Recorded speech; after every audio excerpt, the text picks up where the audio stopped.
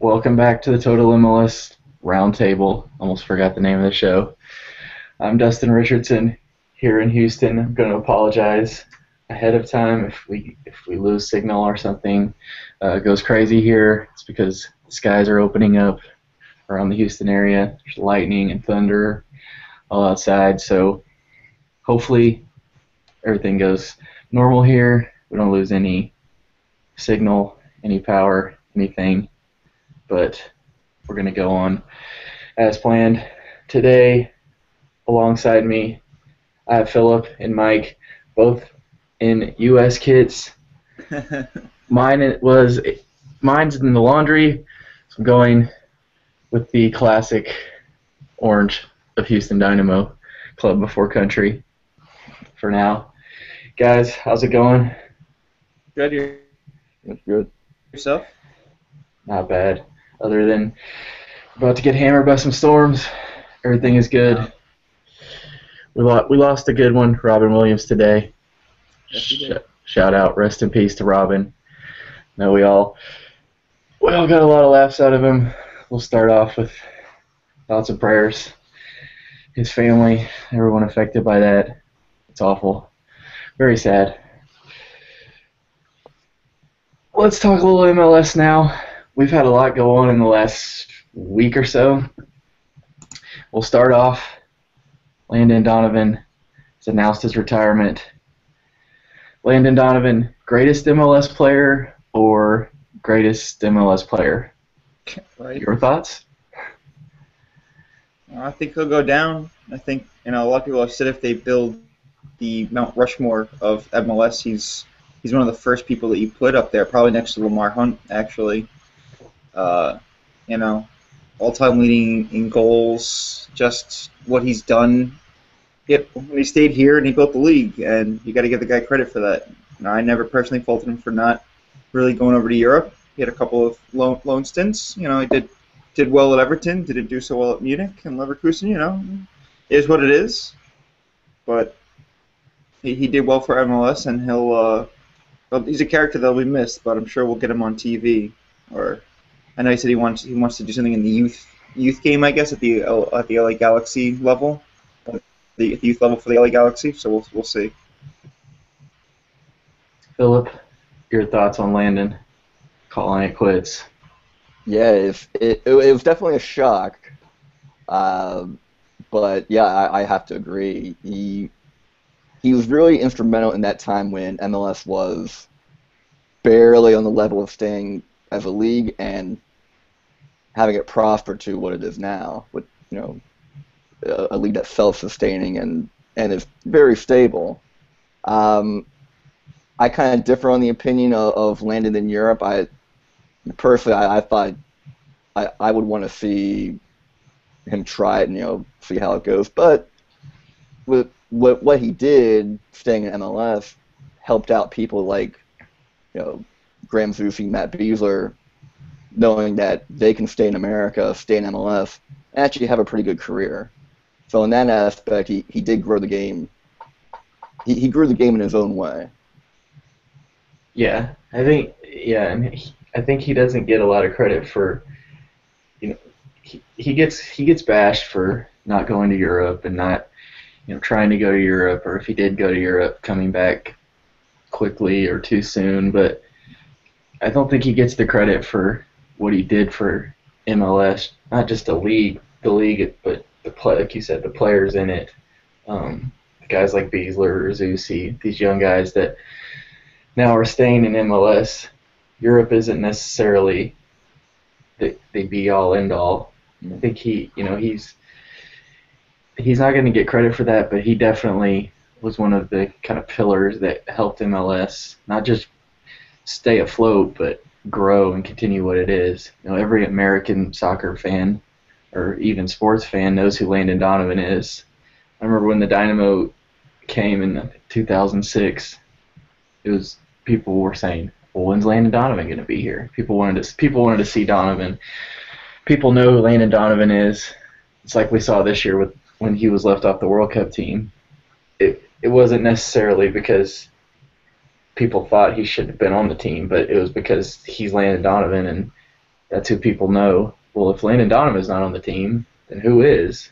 Even if he wasn't in the best form or if he wasn't playing at the highest level, he's still the name of U.S. soccer.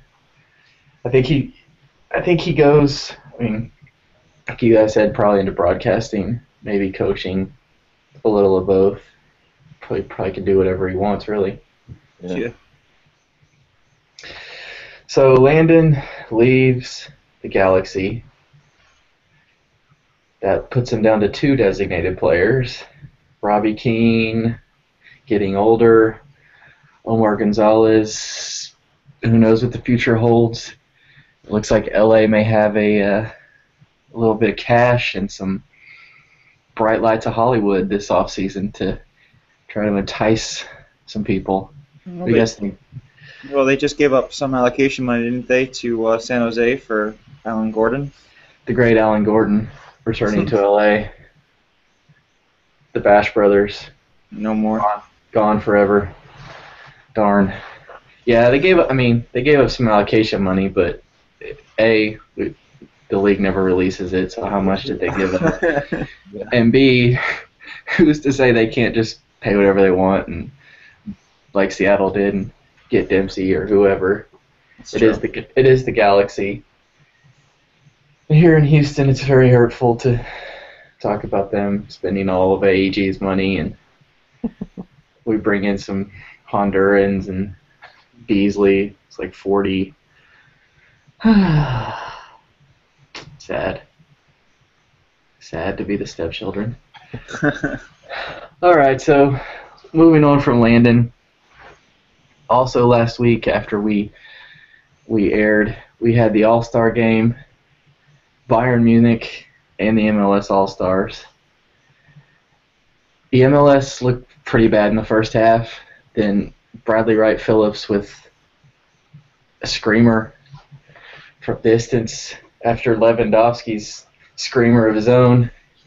And then the aforementioned Donovan playing in his what would turn out to be his final All-Star game, coming on for 5-10 minutes, scoring the winner, going off. Pretty fitting now that we look back at it. You guys have any thoughts on the game itself? Then we'll talk a little about what happened in the post game. I think the first half we weren't. I don't think we were that bad. Porter got it right by playing pairs. So Henry on the left with Cahill in the center, and then Zusi and Bradley, who were in Brazil together, on the right of the midfield, and then Beasler and Cullen in the middle. I think he got it right there because there was a lot of good combination play between those as players because they know each other. Henry put on a masterclass. He showed why he's Thierry Henry, and he looks like he can do it for forever, but he says his body doesn't feel the same anymore. So that's why I when that second half started and Henry's the only one of the original 11 on the field still, you're like, why is he the only one playing on turf? Why is he still in the game? And then 2 minutes in, he takes him off for the standing O, which was a very nice touch from Porter. I wonder how Pecky, if that was discussed beforehand, or if Pecky was freaking out at halftime like the Red Bull fan base on Twitter. But in the second half, all 3 goals in the game were great goals. Lewandowski's and BWP's were golazos, as they say, I guess. And then Landon Donovan, Landon Donovan held off the attacker and just nutmegged the Golden Glove winner from this past World Cup. So it's a pretty good All-Star game, But once again, like we talked about last week, it's a friendly. In all honesty, Bayern Munich in their preseason, most of their World Cup stars got off a plane that day to play. So if we got crushed 5-0, MLS would look like, oh, it's just MLS. Now we get a 2-1 win in a tough second half, and it's just a friendly. So yeah, I think the game itself. I mean, it had some great moments. It was kind of choppy. There was some fouling that the Bayern Munich coaches weren't really pleased with. one of those things that people keep debating now. Do they keep playing friendlies or these all-star games against the quote-unquote super clubs to try to prove something, or do they go back to East-West, which they used to have? Philip, what do you think about the format of the all-star game? I Keep it, change it? I think, irregardless of what I think, they're going to keep it. When 850,000 people watch the All-Star game, and only about 500,000 watched last year's MLS Cup final, they're keeping the All-Star game the way it is. I would like to see it switched around. Maybe have East-West one year, and maybe U.S. All-Stars versus Mexico All-Stars, or we have now European power. But when you're going to get that kind of viewership for an MLS game, yeah, they're keeping that. Yeah, and the money that comes with it. Yeah. Bayern brings in the people. You saw all the Bayern fans in Portland who started following them like a year or two ago. But yeah, I think it's not. I don't think it's going anywhere. But I'd personally like to see it go back to East-West, just because. I mean, you get more All-Stars, which means you get more MLS players on display. I've even heard someone, I can't remember who it was, but someone bring up American MLS players against international MLS players, which I think the U.S. would probably get smoked. Yeah. Didn't they do that at one point though? In like I remember one of the earlier All-Star games, I think they had. Didn't they? I think they played the U.S. national team once. Yeah, I think it was the U.S. national team. The All-Stars, but yeah, I remember NHL doing it years ago. They did. Yeah, they used to do U.S. North America or U.S. versus the world. Yeah, it may have been North America.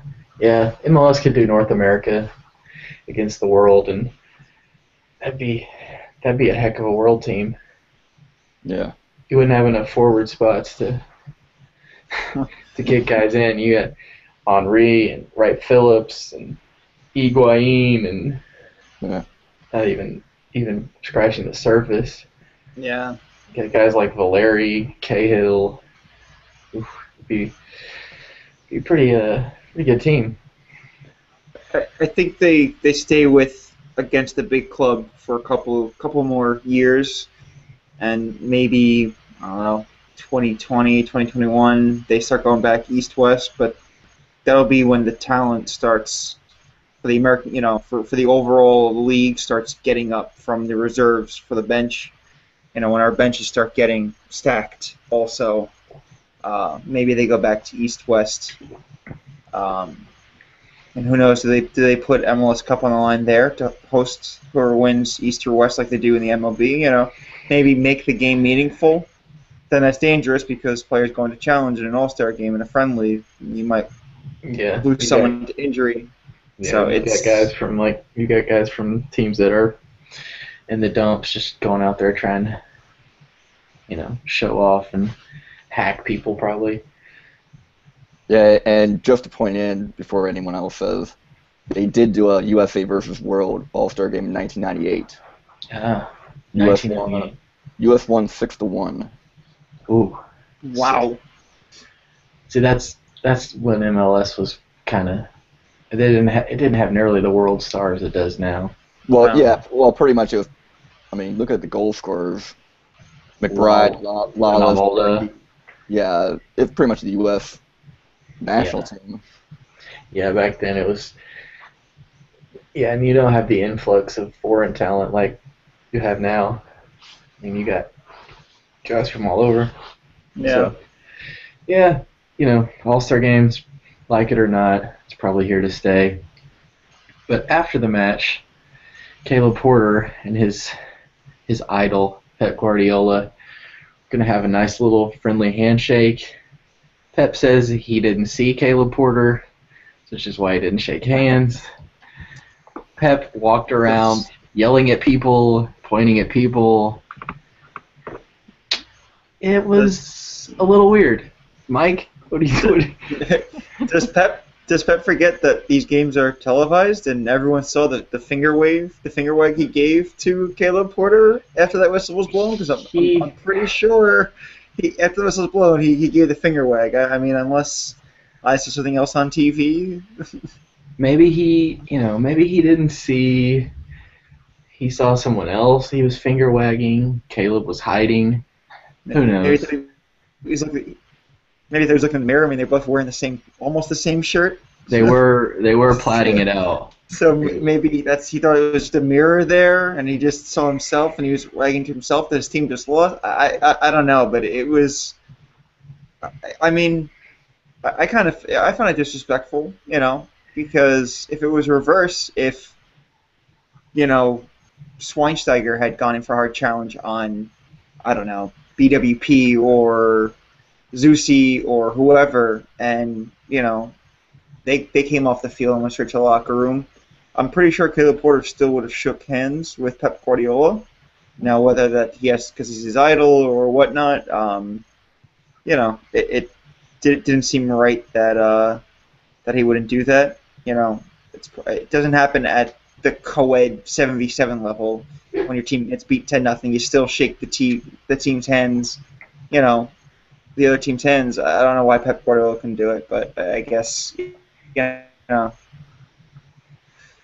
in the past, he says he wants a rematch. Yeah, he wants a rematch after the fact, after he acted all butthurt, for lack of a better word. Now he acts like he wants a rematch. That's because he knows he'll have his World Cup guys next summer. Yeah. He can play him. He can play him more than 10 minutes. Go ahead, Philip. Well, I was gonna say, I also think it wouldn't have been that big of a deal if it was the other way around. Yeah. I mean, because Schweinsteiger's the one that got put to the ground. Everybody knows who he is, so nobody's making a big deal. But if some MLS guy gets taken down, as long as it's not Donovan or Henry. Yeah. If Kubo Torres gets hurt and comes out, Yeah. people are not going to even. And Caleb Porter doesn't shake Pep's hand, then. Well, Yeah. Yeah. But It is all. Yeah. But I found it funny that Guardiola wouldn't shake Porter's hand, but about maybe, I think Alonso was the second or third player that Pep shook hands with. Now I legit think that maybe he was just shaking hands with every player in a black jersey and just didn't know who he was or what he did. I just found it interesting that you don't blame the player. You blame the coach for making the foul, but you blame the manager. And Yeah. Like Caleb talked to a Seattle player to put out a hit on someone. right, and that's. I mean, Guardiola might not know the rivalry of Seattle and Portland, but it is, all MLS and US soccer. That's ironic that it was. I mean, Will Johnson did it as well. He had the other tough challenge, and I guess they said Kale had a couple of tough challenges to begin with, but I mean that's those three guys though. That's what they do. In the midfield. I don't, and Guardiola didn't forget over the Cahill stuff. Maybe because I guess he knows him because a little bit more international. Yeah, there's certain players that you roll the ball out and they only have one speed. Cahill's like that. Will Johnson's like that. Alonso's like that. It's what it is. That's why you want those guys on your team. Yeah, they could be playing at their family reunion and they probably be going in studs up on grandma. Relly and Colin is in the All-Star game, and all bets are off. Okay? That's true. Yeah, it's not like the MLS team was a bunch of guys that just finesse and doing some step overs. They had some bruisers in there. They definitely weren't holding anything out. And Beckerman wasn't even there. If he'd have been in the midfield too, they'd definitely been laying some hard challenges. Yeah, it's I mean, MLS is a more physical, faster league than a lot of other leagues around the world. And Pep's used to the German league. I mean, the German league to me is a physical league, so I don't know why he doesn't expect it. All we're doing is getting their guys ready for their season. After your 4 weeks of laying on the beach and stuff like that, welcome back. Yeah. Yeah, at this point it just kind of it is what it is. It happened. Pep, they all apologized. Caleb Porter just did the ice bucket challenge earlier, and he challenged Challenge Pep Guardiola. Guardiola. Yeah, just hilarious. So water under the bridge, literally. So just one more funny thing on the All-Star game. Landon Donovan was on Dan Patrick's show. I think it was Friday. He comes on there a lot, and Dan was asking him for his All-Star game jersey.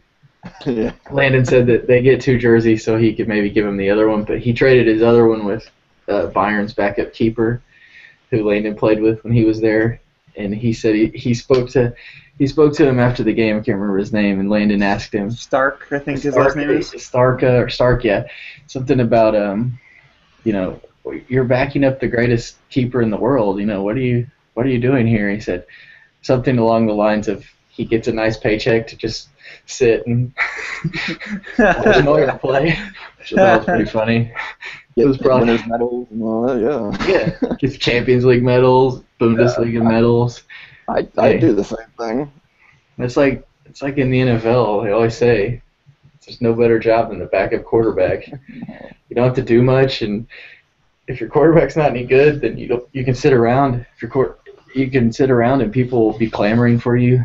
But that guy, man, he's the best. I still think a practice squad quarterback makes like $400K. So Yeah. I mean, I take that job. I take that job. Yeah, definitely. All right, so transitioning now back to things that have happened this week. Eddie Johnson. Eddie. Last year, Eddie, with his pay me celebration, he wanted to get paid. Obviously, most players, athletes, most people in all walks of life would like to get paid more money. We all think whatever we do, we should get paid more. Eddie took it to the field with his celebration. Obviously, that didn't go over well. Eddie was shipped out to D.C. Eddie might need to get his phone taken away because he went on a little Twitter rant at some fans, which he since deleted.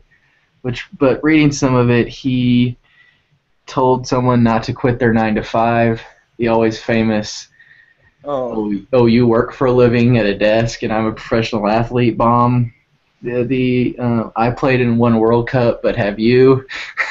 The go root for someone else, which has to go real great with the DC fans, along with don't waste your time on these losers, and the great one, I'm not here to please your town, buddy, which is got to be probably the most damning one, I would think, for MLS fans, because most fans in sports teams are, they're behind their home team, but especially in MLS, it's kind of it's your community, it's your supporters groups, it's your people, it's your city. It's the fan base. And to go after and to say, I don't play for this town or I don't play for you guys. Eddie. He tweeted those at DC fans. Yes. Oh DC man. DC fans are giving him crap about. He kicked the ball at who was it? Can't remember who it was. Someone was on. Yeah, it may have been Salcedo. Someone was on the ground and he whacked the ball at him. It probably should have been sent off, but. A la Juninho and Nielsen last year. Yeah, and then he was getting all those. He was replying to all those people, and then he tweeted, "We lose 3-0 last night, and it's my fault. LOL." And these the fans that be yelling at our games. He deleted all those, but guys, you got to be smarter on social media. Fans are obviously some fans are. Let's just face it, dumb. They're going to go after players, whether it be MLS or whatever sport. Oh, you suck, or even worse at times. Remember Matt Schaub here in Houston, deactivated his Twitter account. People were coming to his house. But you got to have some thick skin, right? Yeah, I mean, these are the people that are basically paying your paycheck. the season ticket holders that go out, they buy your jerseys, they give the club that you're playing for money. So if you're not there to play for the town, you're there to play for a paycheck, which in the same sense, you're there to play for the town because that town, those fans, that community is giving you the money. So you can't, you know, you just gotta. I mean, I wonder how much flack Chris Wondolowski has taken for missing that open-ended shot at the end of the World Cup. Oh yeah, And I'm those sure all he's gotten U.S. hundreds of tweets. Yeah, and you haven't heard anything about him retaliating, saying anything to fans, stuff like that, because he's smarter than that. And Eddie Johnson just, we thought when he first came back to Seattle that first season, he didn't have as many goals as last year, but he looked more mature. He was back in the national team picture. Siggy Smith seemed to right the ship that was Eddie Johnson. And then he goes out and scores all these goals. Clint Dempsey comes back. I think that was a big part of it when Dempsey, who I guess he felt was his equal, since they play on the same national team together and, they were playing together there. I guess he felt his equal was getting paid all this money. Eddie Johnson deserved that money too. My problem, Clint Dempsey was doing it in Europe and came back to MLS. Eddie Johnson, how much time did he get at Fulham? Yeah, they were. I was going to say they were both at Fulham, and it was a huge gap there. Right. So okay. So yeah, he scored a lot of goals for Seattle. He helped them, almost win the Shield and whatnot. And then with his poor attitude, they jettisoned him, which was a great move on Seattle's part because hey, they're rolling right now. They're tops of the league, and they get into DC, which at the time was coming off the worst season in MLS history. And then he still gets his DP contract, and he's got to be careful. I think he should get suspended for whatever the Gennino suspension was, 2 games, because that was intentional. MLS has got to they have to stay consistent, and if he doesn't get at least a game, I'll be pretty pissed. Yeah, knowing the disciplinary committee, he's probably getting suspended for that kick. But I mean, he's going after DC fans. First off, DC they lost badly this weekend, but they're playing really well. I mean, it's not like he's on some terrible team and he's just venting because they're losing, which goes to show you he's not venting because they're losing. He's venting because individual, is not doing well, which kind of goes to show you a little bit what he's about. I think. Yeah, and you have to think about it. I mean, I'm not saying this because that I'm not defending what Eddie Johnson's doing. If he was doing it at a club that has a sizable fan base that sells out games, that's okay if not. But he's doing this to DC United fans who they haven't had the best history of team and fans in terms of stadium, trying to fill the park, and and having losing teams. DC fans have been through a lot, and they finally got a year where they have a chance for playoffs. They have a chance to win the cup, and now Eddie Johnson is going on and just completely piling on even more. So, a lot of it's not DC United's fault. I mean, they've been trying to get a stadium for a while, and other issues have prevented that. But it's a situation where neither side really wants any BS from the other. I guess that's what I'm trying to say. Yeah, I mean, I think you're dealing with, Eddie Johnson's not. He's already kind of looking to go at people. I mean, just 2 weeks ago he went after Brian Ching just because Ching said basically, something that everyone else thinks that he should. He's one of those players that needs incentives and stuff in his contract. And then Eddie Johnson just goes after him that he's a hater. I was better than him. Yeah. All this, just like, why? Just play. You're still in the league. Ching's just a retired guy speaking his mind. Just go out there and play. And like you said, DC fans, I mean, they've been here since MLS started. They were the original, dynasty. They won those cups in the beginning. Their fans have been, like you said, through a lot ups and downs, and stadium and terrible seasons and cups and international games. And to go after them, I wouldn't be surprised if the club comes out and maybe it may not be in the public, but fines him, or I don't think they'd suspend him, but the league's probably going to handle that with that dumb foul. But they're definitely some PR folks at DC are definitely pulling him aside. Like, man, you can't do that.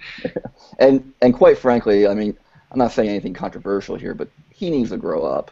I mean, if this definitely isn't the first time that he's been crapped on Twitter by fans. I mean, we get crap on Twitter for our writing, and we're doing it for a hobby. I mean, Yeah, we don't people get it that send us hate. But, I mean, you take it. He's getting paid way more than I am. So live with it, man. All you Total MLS haters hating on us. You're just mad. No, I will challenge EJ to come on the roundtable. We'll Eddie wants to come on. He's welcome to come on. We've already got Mix Discrude was invited. Haven't heard back. Mix, if you want to tell your side of the story, you're still come on. Rebecca Lowe, come on. Open invite still. Premier League season getting underway. Bring the Men in Blazers too. Yeah, now you have your Men in Blazers. Yeah, I tweeted something last night from our account. ESPN needs to fill the Men in Blazers hole now. Yeah, there's some guys here. We may not have British accents, but we can get Blazers. Yeah, we can get Blazers. Men in jerseys, men with scarves. We'll change the name. And I can learn to talk with a British accent. Don't worry. Yeah, we'll break out some accents, maybe some Australian, some Russian, whatever you guys need. ESPN. I can get my southern accent to come in. That comes natural a little bit. So. Yes, I live in Texas, so it's just natural for me. My y'alls and fixin' twos, and it's just part of the lingo. Yeah. ESPN, if you're out there, give us a call. We got you. We'll fill your void. Men in jerseys, men with scarves, whatever you guys want to call it, we're in. With not that big of a budget. No, yeah, you could see our recording studios here. We don't have like cool pictures of Mike Tirico, and we definitely didn't go to Brazil. So we make it work. So just imagine if you gave us just even a little budget, how far the show could go. We make dreams come true, ESPN. Call us up. We're on Kickstarter now. Yeah, exactly. All right, so Eddie, like Philip said, just grow up, man. Let it go. Fans will be fans. They're gonna crap talk. They're gonna be a-holes. That's what fans are sometimes. But it's because they're passionate. They want you to do well. They don't hate you. No one hates you. Well, some people in Seattle might, but that's another story. Just, Eddie, come on, man. Get it together. All right, moving on from, speaking of Seattle, nice little segue I gave myself. Yesterday's match, ESPN, again, another segue. ESPN2 had Seattle against the Houston Dynamo. We won't really get into the results. Brad Davis missed the penalty when Fry was like 5 steps off his line. And then, yeah, that should have been retaken. Title change. Yeah, the Dynamo lost the MLS title belt. On top of that, wasn't even thinking that until now. Now I'm even more depressed. We had it for a week. We're like some jobber that just came in. Oh, man. It's been changing hands the first game, like no one wants the belt. Four straight time. I think the last time Seattle defended it successfully, that was the last time. That was about a month and a half ago. Man, Title belt changing hands. But anyway, not about the game. If any of you were watching last night and it came on a little late, or if you want to go check out the highlights on MLSsoccer.com, you may have noticed some crop circles, some blacktop-looking pavement. We all of those of us who have played on the field turf, you've all come home with the black pellets in your shoes and in your socks and in your shorts, and they never come out. But this was like pellet overload. It was not good, Seattle.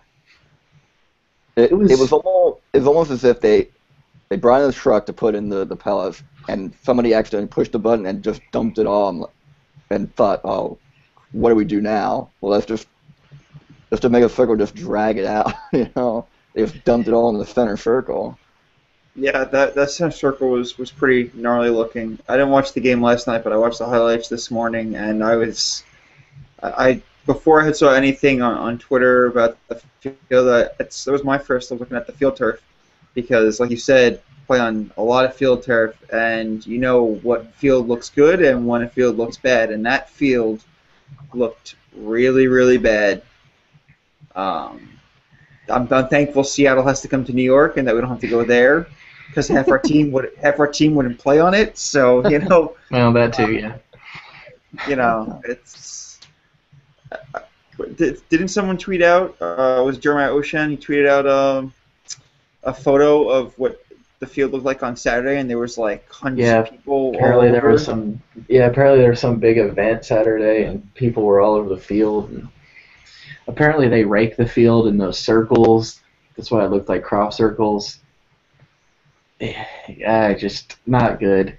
You know, but when the Super Bowl champs come out in a few weeks, 3 or 4 weeks, pristine. It's gonna look beautiful and green and lush.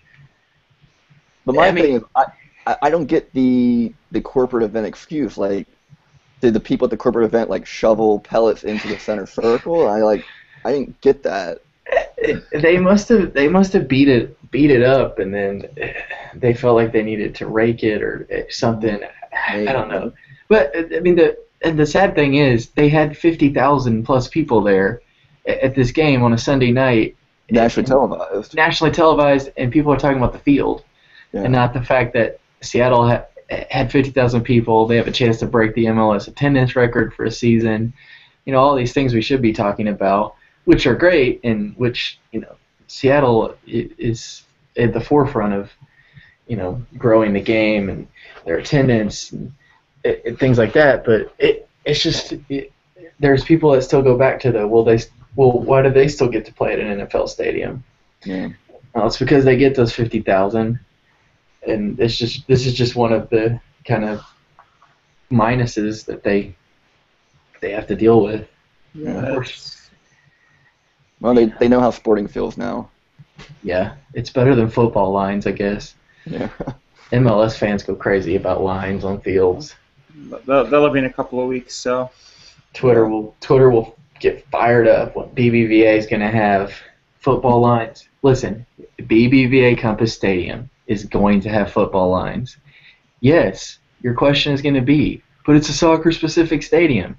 Yes, but they should also, they got to pay the bills. They got to grease the people's hands, like the city of Houston, who said, yeah, you can build this downtown, but you need to share it with Texas Southern University's football team, who doesn't have a place to play. The Dynamo say, that's all we need to do to get it built? Well, gladly, we'll share. So they do. That's what happens at these stadiums. Sorry. Yeah, that's a small price to pay as compared to sharing it with an NFL team and the Astros. You know, it's a catch-22, because does Seattle need their own stadium? I mean, if they do, or if they build even a 30,000 person stadium, they're still cutting out half of their potential fan base every game, because they can hit that 60,000 mark on almost every game day, and that's a lot of money left on the table for them, and that's less money they have to pay players and yada yada yada. So it's They'd have to I almost know. build another NFL stadium, which Yeah. it is the city council and the taxpayers. They're never going to go for that. Hey, you built us this nice big 70,000 seat stadium. We need another one. Like, Exactly. Except for the field, it's the same stadium. I yeah, mean, I'm as hardcore of a soccer fan as anyone, but I can't justify spending what 400, $500 million at least, build yeah. another, build another 70,000 seat stadium No. when the field is the only thing that people are complaining about. Yeah, I mean, and it's really the first time we've seen the field look like that. People are always going to bash the turf, but Mm. they have turf. It is what it is.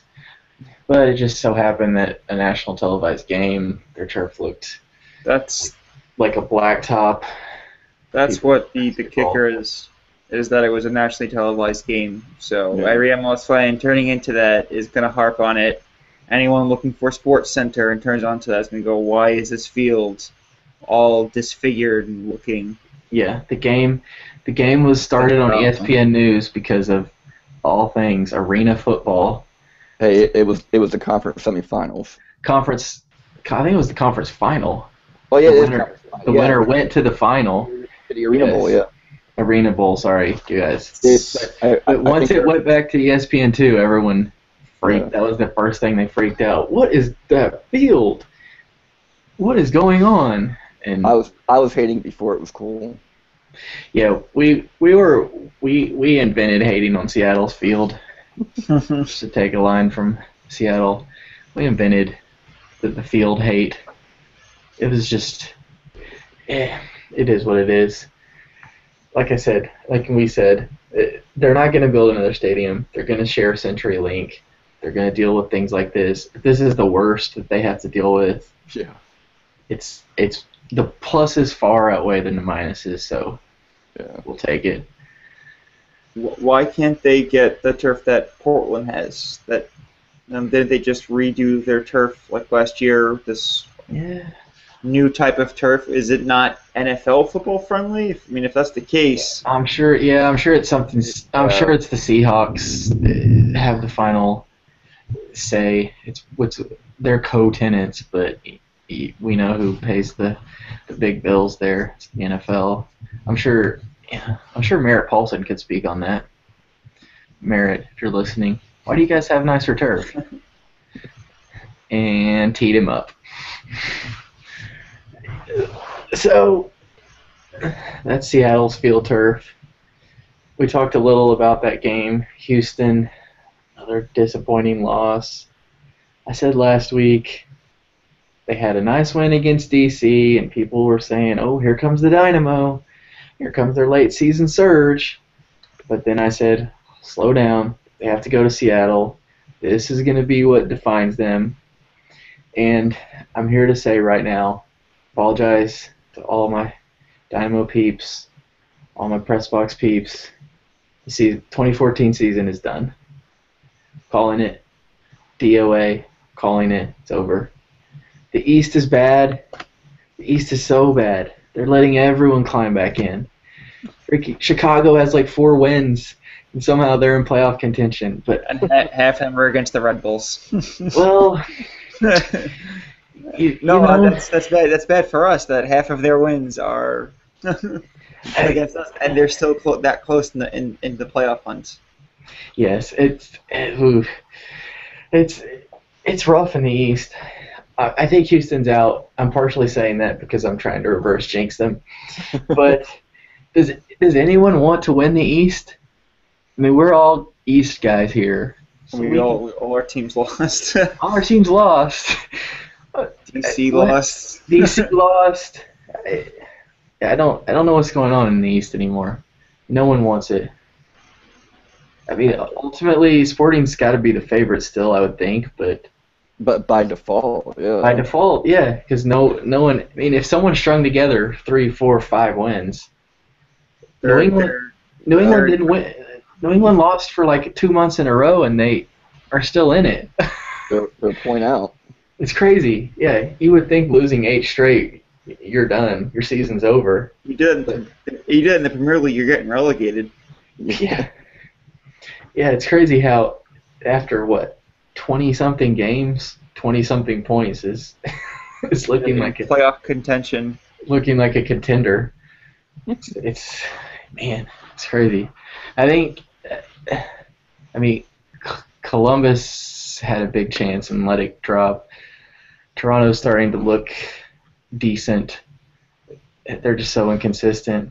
Philadelphia is starting to play better. If somehow they sneak in after their disaster to start the season. Again, another team that was in flames and fired their coach. And hey, look, they're in the playoffs. Well, they're in fifth right now on 27, tied Yeah. with the Crew, but they got them on goal differential. They have They have wins. I think wins is the first tiebreaker this year now. Oh yeah. Is that what we're doing? Because they rotate, right? Well, They change it every year. No, it's either wins or goals. Goals for. It was goals for last year. It's goal difference that I don't. It's gonna be like total yellow cards next year or something. I don't. Need to get like a law degree in order to understand the MLS rule book. If you look The Union and Crew both are 6, 8, and 9. The Union have 36 goals for. The Crew have 28. The Union's goal differential is -1, and Crew's -3. So In the so playoffs. goals for or goal differential, yeah. in the 6, 8, playoffs. 9. I think someone had a negative goal difference last year and made it. I can't remember who it was, but it's happened like the last couple of years. Out of the East, I'm sure, yeah. It might have been Houston. Yeah, but Houston's goal difference is like almost minus 20. And they're somehow still in it, which just goes to show you how crazy the East is this season. It's just a giant cluster of everyone, and then Montreal. Yeah, what did I say about Montreal? And then Montreal's in the Champions League. So Yeah, which they continue that trend of horrible Canadian teams that win the Canadian Championship and get into Champions League. Toronto did it when they were. All those years, Toronto was like the bottom of the league, and they were always in the Champions League.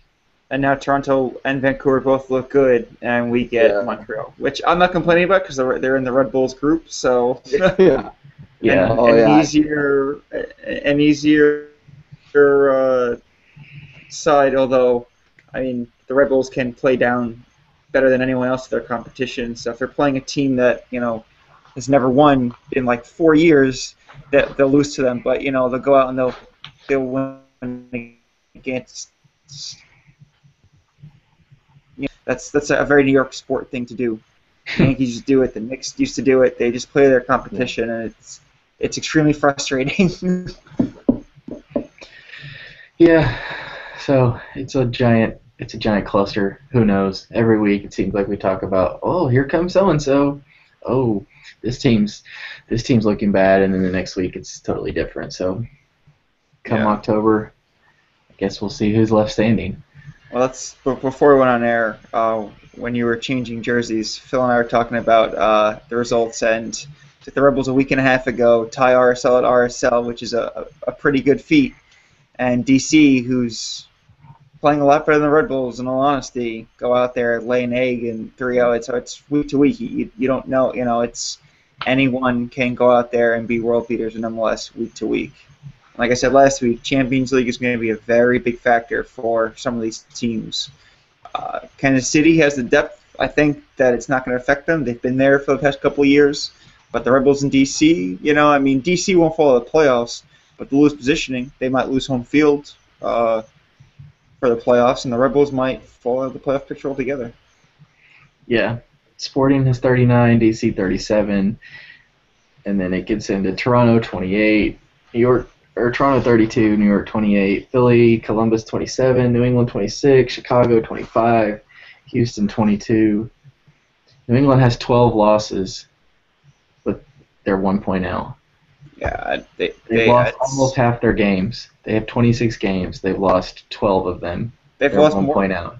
They've lost more than half their games. Yeah.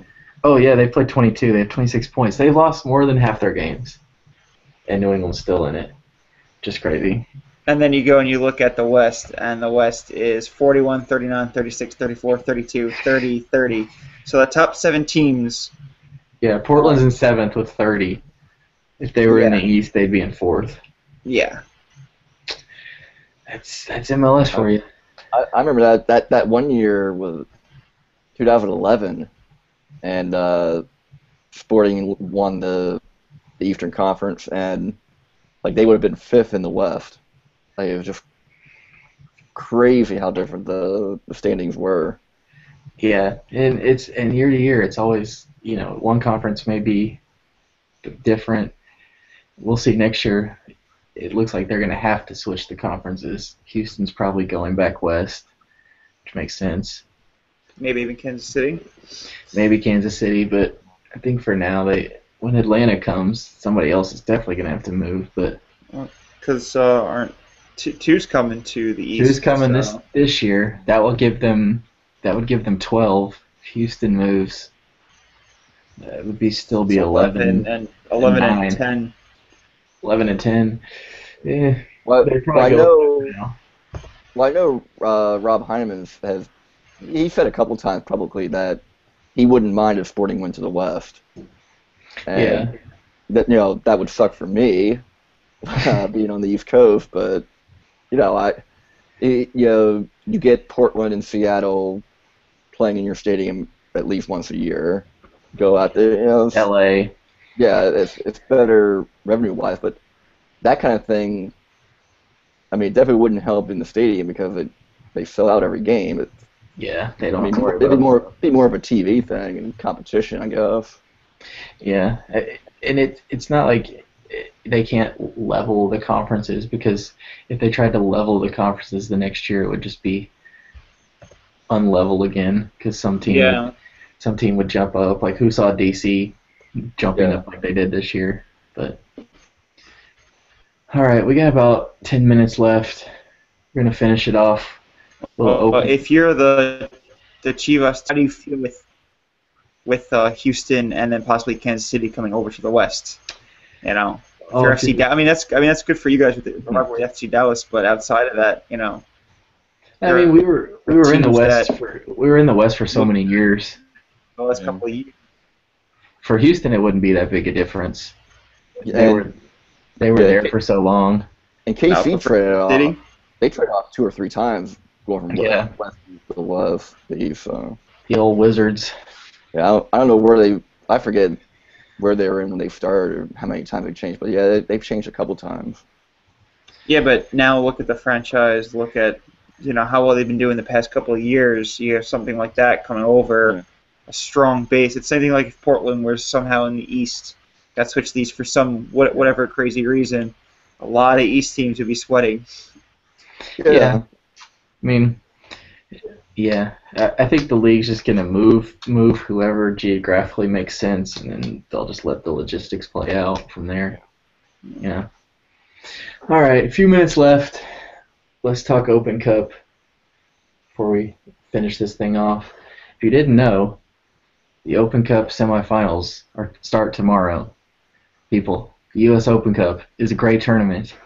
Get on board. Follow U.S. Open Cup on Twitter. Check out their website. It's thecup.us. They do a great job, basically on their own, covering the Open Cup because U.S. soccer doesn't really care to as much. But you have the semifinals tomorrow. Dallas hosts Philadelphia. Wednesday, Seattle hosts Chicago. We might see the Black Pellets come back. But the Open Cup, as we saw last year, can be an easy way to get into the Champions League, even if you are an abysmal team like DC United was last year. You got to shock the world at Rio Tinto, and you're into the Champions League. So those 4 teams, they're going to go for it, obviously. They're 2 wins away. But who do you guys think has the most riding on this possible trophy and Champions League appearance? Philadelphia, probably, right? Yeah. Yeah. I would say because they've actually had a pretty good record in the Open Cup. I remember the last time they've gotten this close was was during the 2012 when KC won. And they beat Philly in Philly, and you know, for a team that hasn't made the playoffs, this is their like intro to winning a trophy. This is their chance to. Yeah. I mean, their fans have been on their backs all year. They signed another goalkeeper. They didn't. I mean, this is their chance to win a trophy. Yeah. To get into the Champions League, to reward their supporters for. I think they've made one playoff appearance. They got dumped by perennial powerhouses in orange that year. That happens. You guys have seen your teams get domkineered in the playoffs. It's gonna happen. But anyway, the Open Cup. Yeah, I mean, Seattle, they've won it so many times, and they're at home. They're gonna go for it, but they have the Shield. They can still win the Shield. They could obviously still win MLS Cup. It's not their last resort like it really is. I mean, Philadelphia's got a shot at and they're in the playoffs right now, but does anyone really see them winning MLS Cup? Probably not at this point. Dallas, they're kind of in with Philly. They have an outside shot. Chicago has got to go to Seattle, which no one's going to give them a chance. But it's the Open Cup. Stranger things have happened, and they've won multiple Open Cups in their past, so they're going to be up for it. I think they call themselves Kings of the Cup on Twitter. Fire people out there. So it's going to be interesting, definitely. The two games are going to be worth watching. Yeah. I think USsoccer.com is streaming the Seattle game. I'm sure Dallas will have something on their site, probably. Yeah. I think that the Dallas-Philly game might be more fun to watch, just because there's two teams that are trying to find their ways in their seasons. I mean, Dallas is doing a little bit better because they're third in the West. So they'll probably make they'll more likely make the playoffs. With Philly, like we said, the East is a toss-up. But it's interesting that the Fire going to Seattle to play in the Open Cup semis when they lost there in the final a couple of years ago, and Seattle won their third one. Keller's last year, they beat them. So that'll be Yeah, maybe they're both good. I don't know how much of the Fire's left over besides Logan Paws and Sean Johnson from that team. But how many of them are going to be looking for revenge, or is the franchise looking for revenge? So we'll. Yeah, it pains me. Matchups. It pains me to say this, being in Houston, but I'm probably going to burn immediately after saying this. But Dallas is actually fun to watch. I'm really crushed. This orange jersey is now just blowing up on me. But Dallas is fun to watch. It's going to be a good game, and it's probably going to be like 105 degrees in Dallas tomorrow night. That's just how Dallas is. The bad thing for Philadelphia, they play in Dallas tomorrow night when it's probably like 105. Then they come to Houston Friday night where it's probably going to be about 102. So they got a rough little 3 days on their hands. Yeah. And I would imagine you got to sacrifice one of those games. Right, and it's probably Houston in the league because the East is so jumbled. If they drop points, they get them back next week, and they're right back where they were. That and if they beat Dallas, they're hosting the Open Cup final. So. Right. That's fair too. The winner of Dallas-Philadelphia hosts the final, not Seattle, as people.